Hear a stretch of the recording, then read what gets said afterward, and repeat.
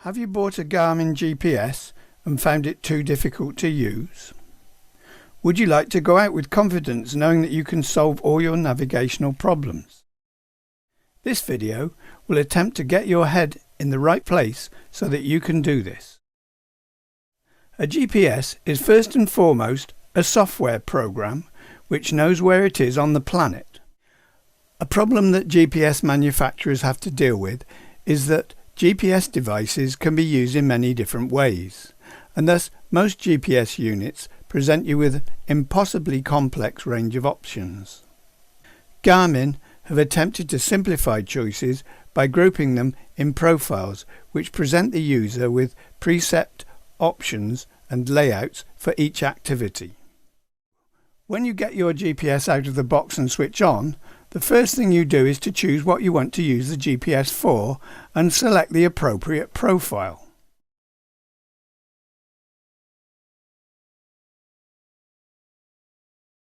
The most general of these is recreational. This will appear different on different generations of device. Garmin has continuously evolved the screen style and interface on its devices. I hope that this video enables you to translate the lessons taught on one device to the one that you are using.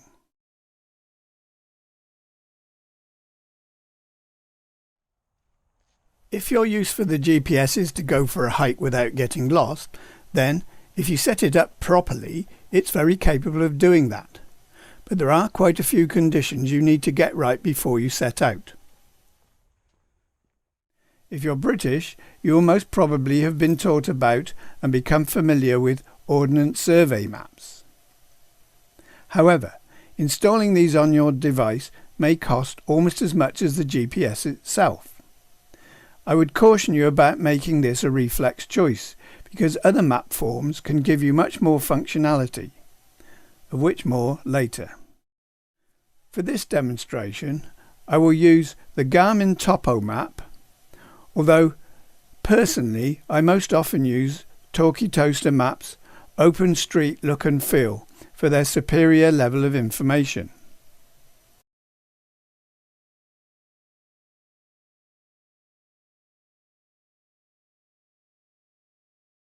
Download Garmin Basecamp, which is a free program, without which your GPS is almost, but not quite, useless. So first, we will explore a scenario in which you've looked at a map and decided you want to go for a hike in an interesting area. Paper maps are good, but the advantage of digital maps is that you can plot out a route and transfer it directly into the GPS.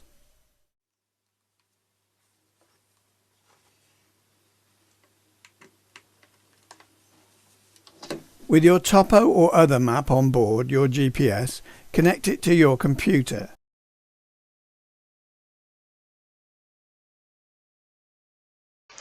We're going to plot our route in Basecamp, and the reason for that is that Basecamp is a free program.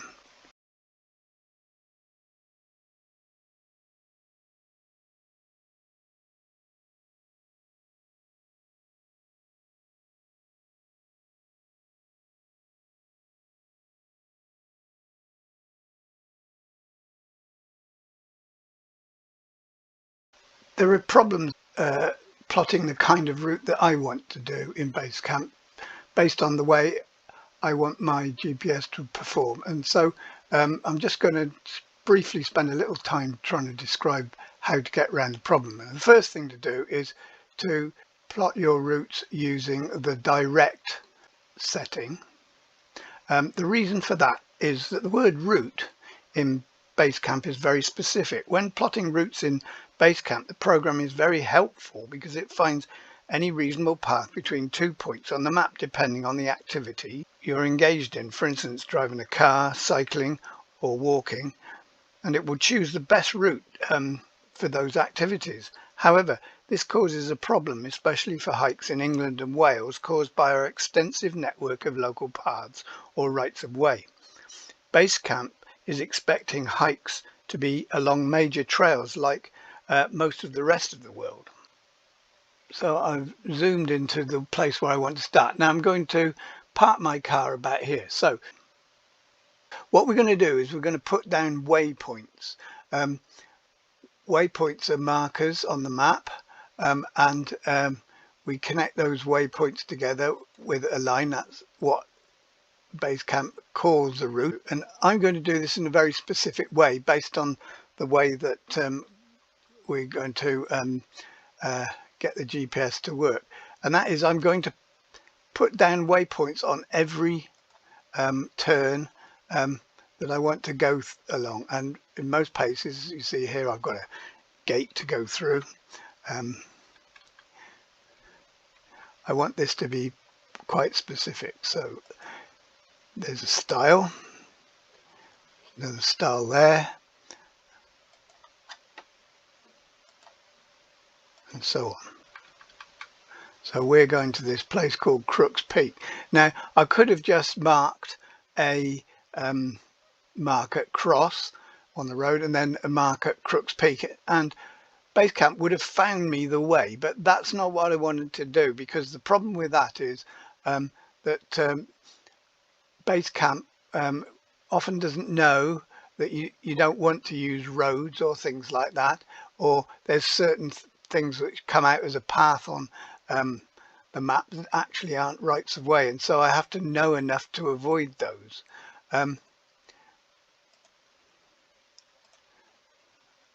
What happens is when I make these marks, every time I make a mark, I'm going to get my GPS to beep at me. This does two things. It reassures me that I'm en route, and it also, if the path doesn't look obvious, and that's something which is another discussion point, then it will tell me to look at the GPS, because what I like to do is not to look at it most of the time when I'm walking. I want to enjoy my walk.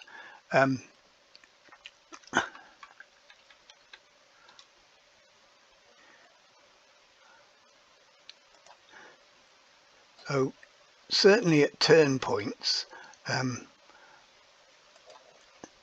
want to know that I'm on the right track.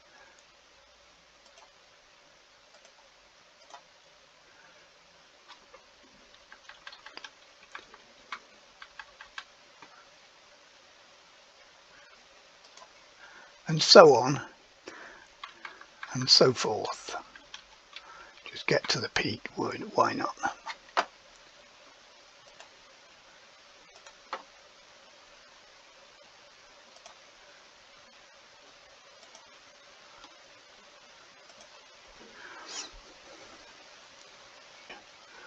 And finish. So I've got back to the finish. Now I want to end plotting the route, and I do that by escape. That seems to be common for many other plotting programs. There's a problem with Basecamp and the alert system which my GPS uses. Basecamp looks at certain parts of the route plotted and decides that the positions are just shaping points, and therefore it doesn't alert you. So we have to solve that problem, and I'm going to go to the selection cursor, and then I'm going to click with the right click and open the route. Now we can see here it says Old Coach Road, so it would have alerted me there, though that's the start, and then it says Old Coach Road 1 won't alert.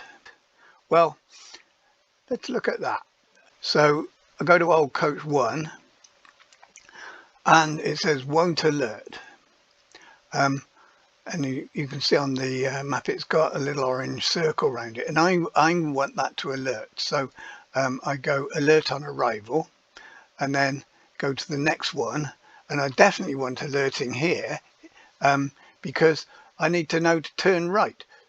So I alert on arrival, and I go, it saw the gate, which I think might be that one, and says, right, I'm going to alert you to that.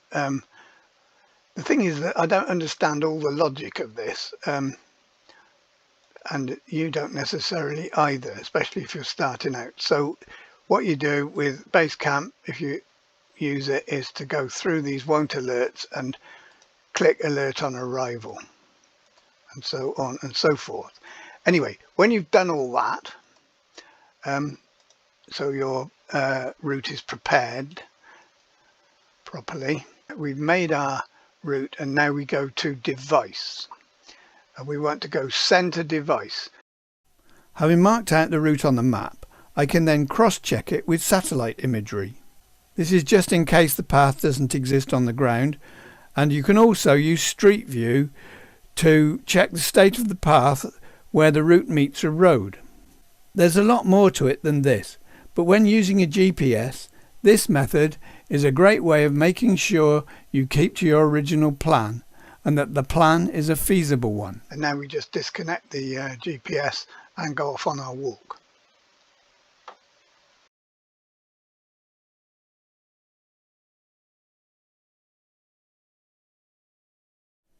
So you've got close to the start of your route.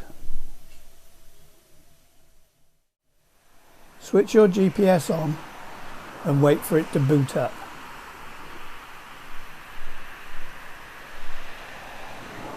Usually takes a bit of time. Boot up with a screen something like this. Your GPS will then need to find the satellites. Depending on how far you were from when you last switched off, this may take some time. It may be quite quick, depends on the distance you were from the last coordinate and also what satellites there are in the sky. As well as this, different units take different times to find the satellite. To find your plotted route, go to the route planner and select the route. Select View Map and then select Go.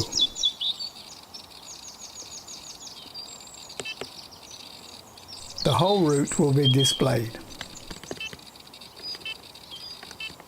Zoom in using the down key to display a closer view.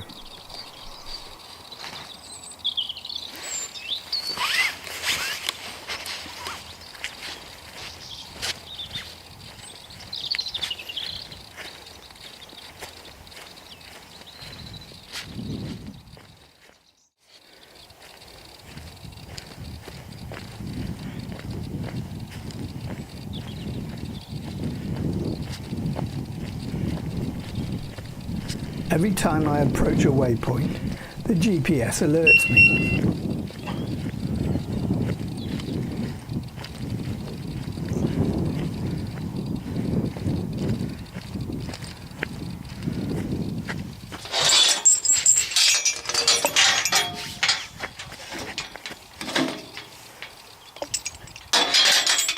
I can choose to check if this means I need to turn if it's not obvious from the path in front of me.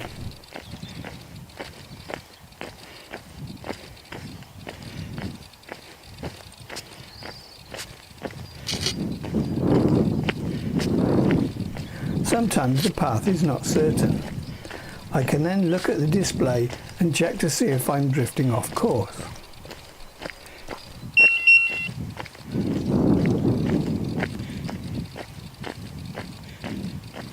The pointer indicates where I am, and behind that point, displayed in cyan, is the track of where I have been.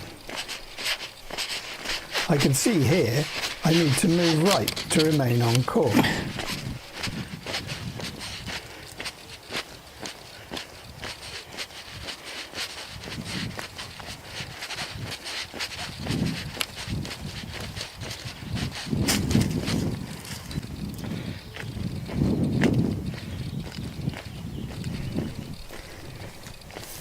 Because I receive alert beeps when I close in on a waypoint, or a different tone when I'm off course, I don't actually need to check the display if the path seems clear.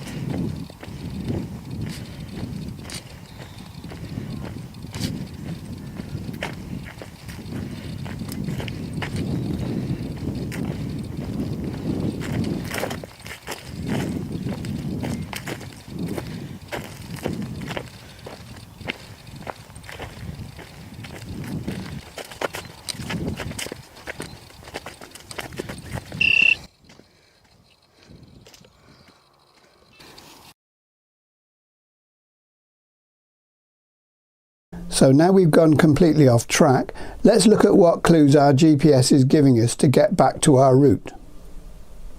The turn indicator says 177 degrees to our left. Well, that's nearly 180 degrees, so we know we have to turn back and face the other way. We also know that we're about 1/10 of a mile from our next waypoint. As well as this, we can't see any sign of the route on our screen, and so the first thing to do is to zoom out so we can see it.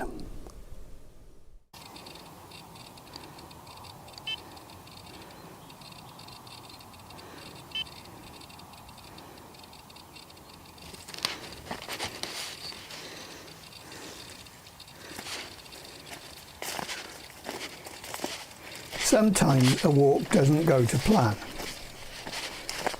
If you need to abandon a walk and return to the start, there are two methods you can use. The first is to retrace your steps. The GPS can help you to do this exactly. This routine is often called track back. First, select where to, and then select stop navigation.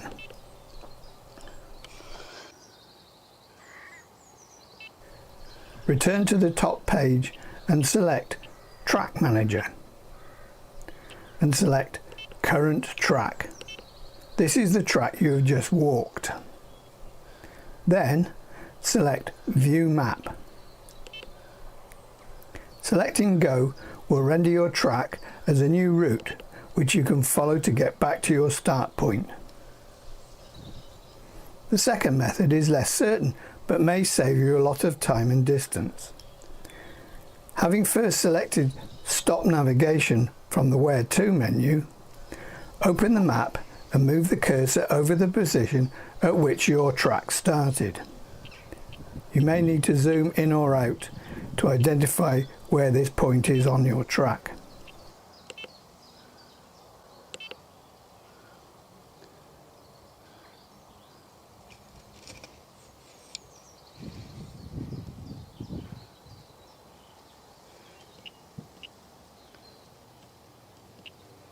Selecting it twice will bring up the prompt Go. This will mark a direct bearing to your start point.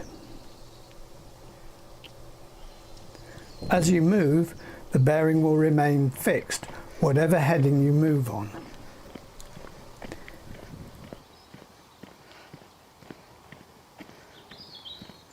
If there are roads available on your route back to your start point, you can use the Where To function and then select Recalculate on Road, and this will give you a turn-by-turn prompt to your destination.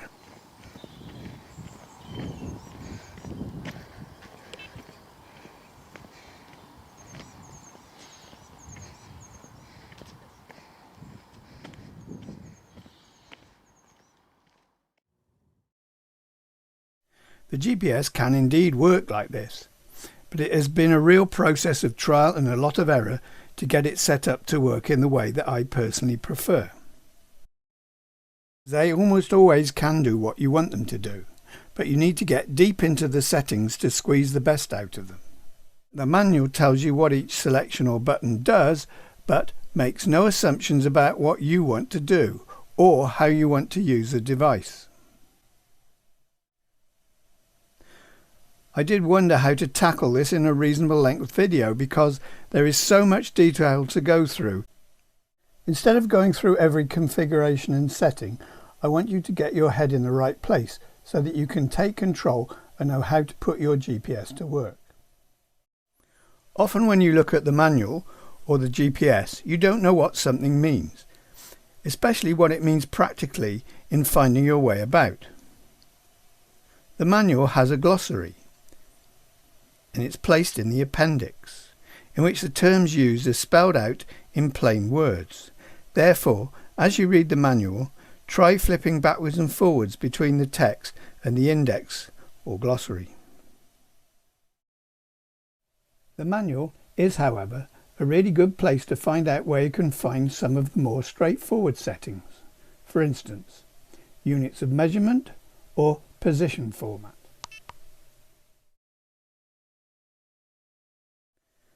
But enough of this. What you really want is a recipe to get this thing to behave, so I'm going to give you one for going out on a walk.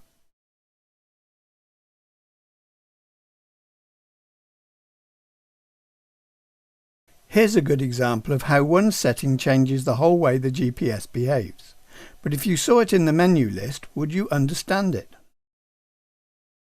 On a map, the convention is that north is at the top, west is left and east is right. And many of us don't need to turn the map upside down when travelling south. If you did turn the map upside down, east would move over from the right to the left and west would be on the right of the map. Your GPS displays a fairly small part of the map, and in order to view meaningful detail, it usually will be zoomed in and thus loses the larger overview of a paper map. However, your GPS has a neat trick to overcome the problem. The track up setting always puts your direction of movement at the top of the screen. With this setting, when you move left or right, the features on the map are always displayed in the correct direction on the ground in relation to you. The text is always the right way up. The compass orientation of your movement is shown in this case as a small arrow on the top left hand of the display. This way, when you move away from your planned route, moving back is intuitive and easy. So let's have a look at how I made this work. Each type of GPS will have its own configuration of buttons or screen swipes. When my Etrex boots up, it goes straight to what might be called the functions list. I note that my old GPS 60 boots up in satellite search mode first, and that if I want to get to the functions, I need to press the page button until the page of functions comes up.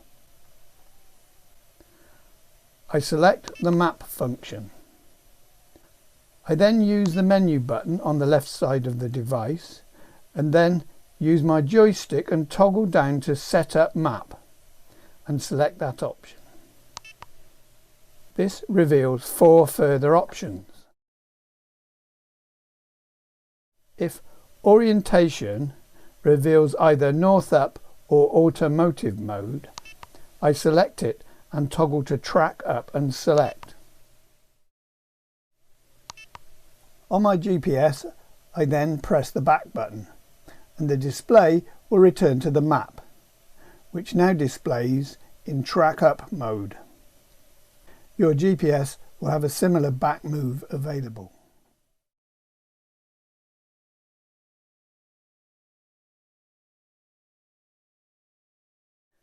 I found the item or the part of the display I wanted to do it to. I then brought up the menu options available to that function, in this case the map display. I then selected an option and selected its settings and chose one. I then returned back to the display.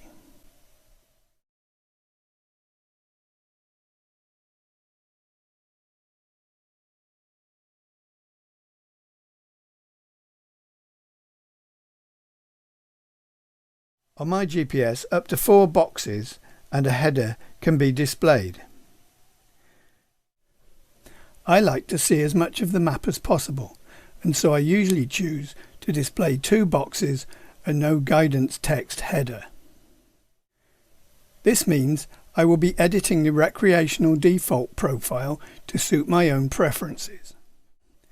The following is an example of how I achieve this. To remove the header, I do this.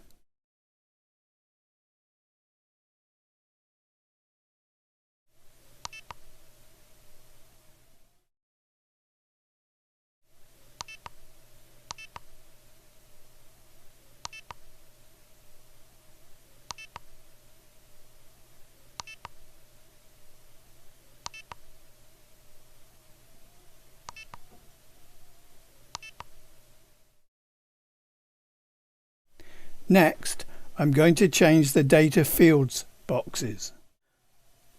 I like to see as much of the map as possible, and so I only choose 2 boxes.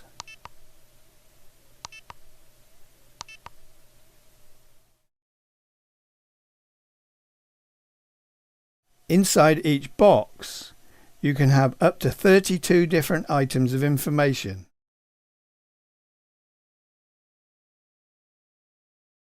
And because what I'm trying to do when I navigate is to decide which direction to turn and also when to turn, I like to have my 2 boxes saying turn degrees and also the one saying distance to next.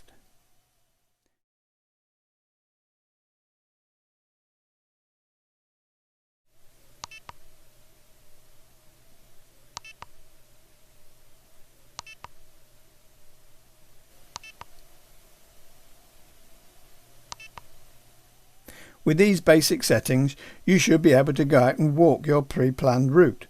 However, there's so much more you can do with just the recreational profile I've demonstrated.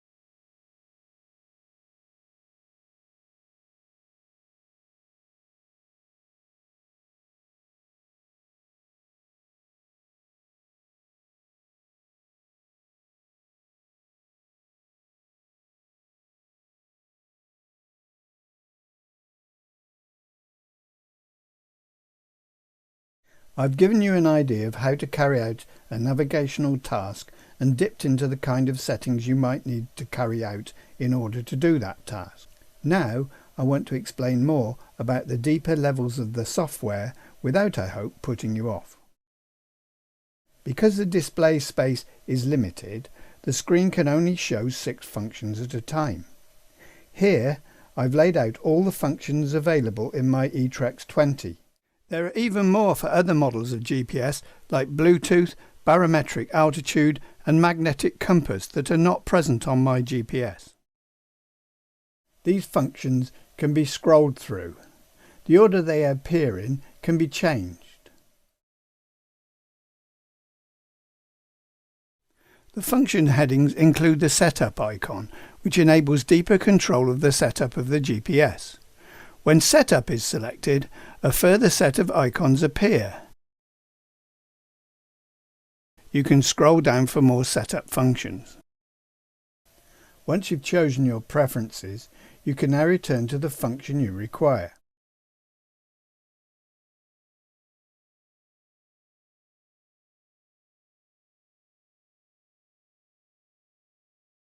There are two ways to manipulate the function. The first is to choose its menu. Secondly, you can change the way in which information is displayed by choosing Dashboard from the Functions menu if it's available on that list. All these ways of displaying information and setup preferences are simplified by choosing a profile. But choosing a profile doesn't mean that individual changes can't be made within it.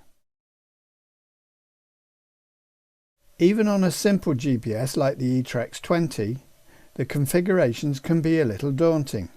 However, I can reassure you that this tiny device can do almost everything you require of it. I'm going to end this video with some examples of useful tasks you can make your GPS perform in the recreational profile.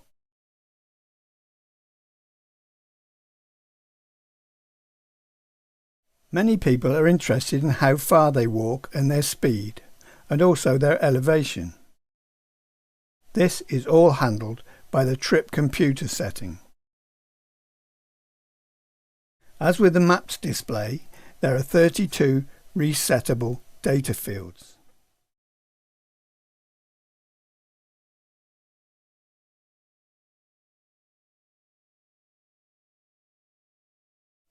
This time there are up to 10 boxes, so you can view almost every relevant statistic of your trip.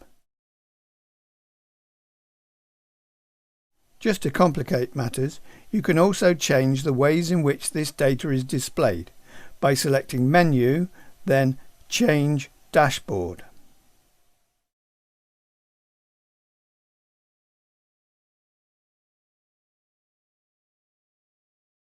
The dashboard setting also applies to the compass display.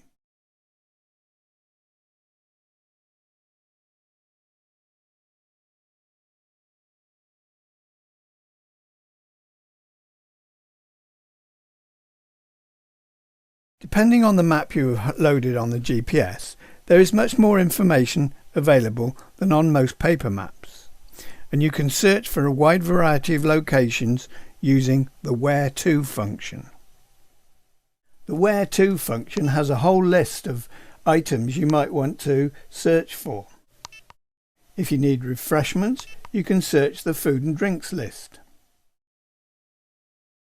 The list gives the distance to the nearest facility, subdivided by type.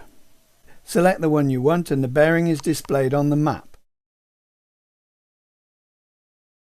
However, if there are any streets in the way, you may need to recalculate on road, and you do this by pressing the menu button or using the menu selection on your display, and then it will configure the route to your destination.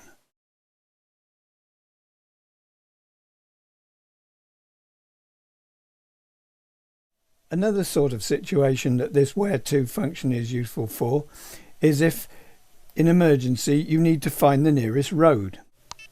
The way to search for this sort of thing is to search all points of interest, and it tells you everything that is nearby. Select the item you want.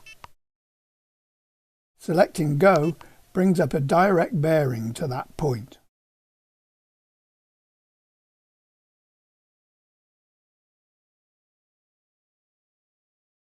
Whilst you've been walking, your GPS has been recording your track and has tied it to the time and the date. So now you can upload that track information back into your computer. And from there you can extract all sorts of interesting information.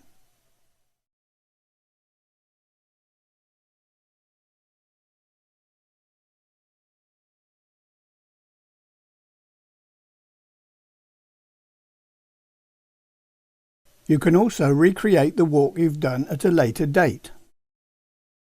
Within your GPS, recorded tracks can be accessed from the Track Manager. Tracks can also be searched for in the onboard calendar. To get the most from your GPS, carry out tests close to home. Don't wait until you're walking in serious country to discover its capabilities. If you do a walk like this, if you have digital maps on your computer, you can print them out which you can carry as a backup. It's also a good idea to prepare your phone as a further backup. And finally, make sure you carry plenty of spare batteries. Technology can fail. It's best to use a combination of GPS and printed maps. The GPS always knows exactly where you are, but doesn't give you a good idea of the wider picture that you can get from paper maps. Because the GPS beeps whilst travelling across waypoints, I've found it possible to walk for miles without consulting the display when on well-defined paths. The GPS also gives a warning if you stray too far off course with a different sort of sound. For the most part, I've dispensed with struggling with a paper map blowing in the wind. I no longer have to search for points hidden on the fold, and I don't feel obliged to carry a plastic rain cover swinging from a halter around my neck. I've walked hundreds of miles and have never felt lost when carrying a GPS, and I think that the freedom from the chore of navigating makes it well worth the effort of trying to understand how to use it.